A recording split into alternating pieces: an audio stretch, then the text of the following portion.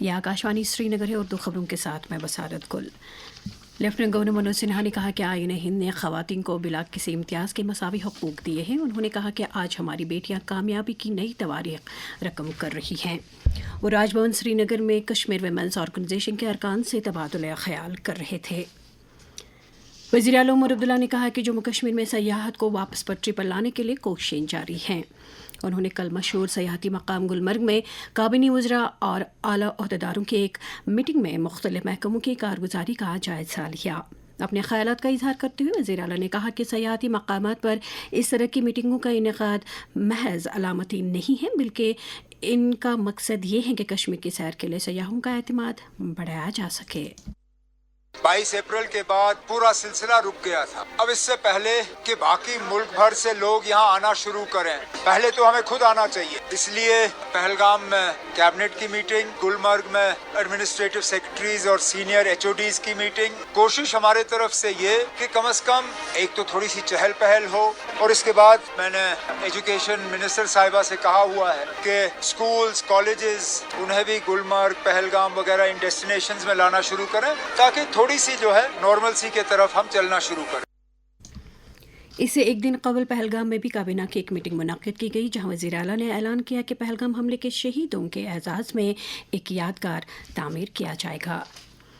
MLA Bijbehara سری Gufwara doctor Bashir Ahmad very نے کل community health centre Bijbehara میں وزیر اعظم کے قومی ڈائلسس پروگرام کے تحت ایک ڈائلسس سینٹر کا افتتاح کیا۔ ہمارے اننت ناگ کے نمائندے تصدق رشید سے بات کرتے ہوئے MLA موصوف نے کہا کہ یہ مقامی لوگوں کی ایک دیرینہ مانگ تھی۔ کام شروع ہو گیا وہاں پہ، ابھی ہمارے پاس 2-3 مشینز ہیں۔ آنے والے وقت میں مجھے کہیں سے بھی مشینز کا ارینجمنٹ کرنا پڑے گا، چاہے میرا CDF ہو، چاہے MP صاحب کا ہو، کسی اسکیم میں سے نکالنا پڑے گا، اور 2 مشینز کا ہم یہاں پہ بندوبست کریں گے۔ کرونک کڈنی ڈیزیز کے پیشنٹس ہیں، ان کو یہاں پہ ہر طرح کا علاج دستیاب۔ اسلامی کیلنڈر کے آخری مہینے ذی الحج کا آج سے آغاز ہو گیا ہے۔ اس مہینے میں فرزندان توحید حج کا فریضہ ادا کرتے ہیں۔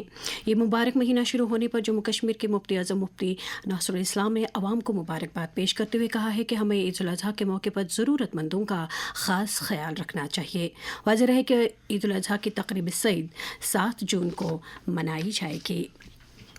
جڑی بوٹیوں کی کاشت کو آمدنی کے ایک متبادل ذریعے کے طور پر متعارف کرنے کی غرض سے directorate of AYUSH and medicinal plants board اور کرشی وگیان کیندر پومبے کلگام کی جانب سے ایک سیمینار منعقد کیا گیا۔ سیمینار میں ڈپٹی کمشنر کلگام اطہر عامر خان کے علاوہ کچھ زرعی سائنسدان اور تکنیکی عہدیدار بھی موجود تھے۔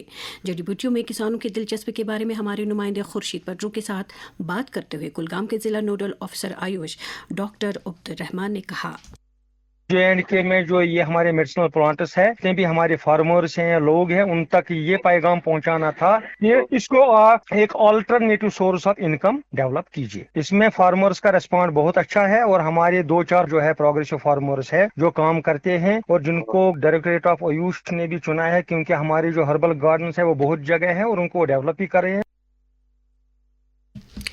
فوج کی چنار کوٹ کے کمانڈر پرشانت سریواستوا نے واٹ 1 خطے میں سلامتی صورتحال کا جائزہ لینے کے علاوہ مقامی لوگوں کے مسائل کی سماعت کی۔ GOC موصوف نے جنوبی کشمیر میں کام کرنے والے دہشت گرد مخالف گریڈ بیسوں کا بھی دورہ کر کے وہاں نگرانی اور آپریشنل تیاری کی صورتحال کا جائزہ لیا۔